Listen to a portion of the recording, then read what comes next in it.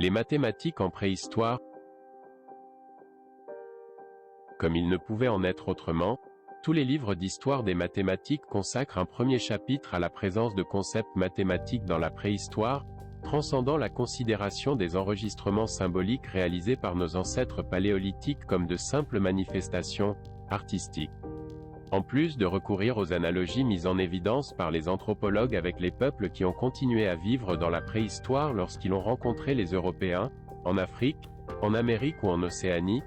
les historiens de la discipline ont commencé à interpréter mathématiquement certains morceaux d'os comportant de petites incisions rythmiques que les préhistoriens envisageaient, marques de chasse. Un système de notation numérique pour les populations non écrites qui auraient survécu jusqu'à nos jours dans ce que l'on appelle des décomptes, en anglais, décomptes. La première pièce intégrée dans des livres comme celui de Carl B. Boyer était un os de loup datant d'environ 35 000 ans trouvé à Dolny-Vestonis, Moravie, République tchèque, où une tête de femme sculptée en ivoire a également été découverte. Sur l'os, long d'environ 18 cm,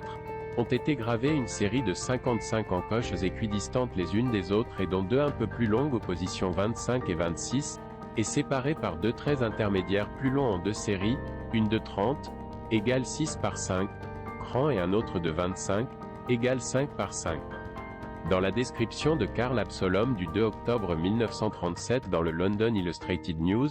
les marques étaient considérées comme regroupées 5 par 5, ce qui, comme on peut le voir sur les images, n'est pas fondé.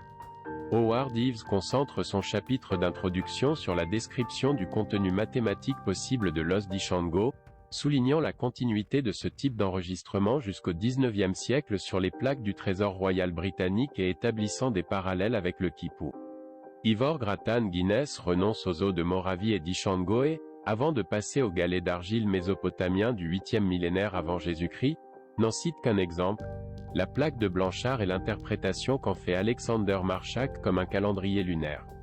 Boyer emmène son chapitre au néolithique et, comme Dirk Gistruik, met en valeur différents motifs géométriques présents dans les tissus et les céramiques.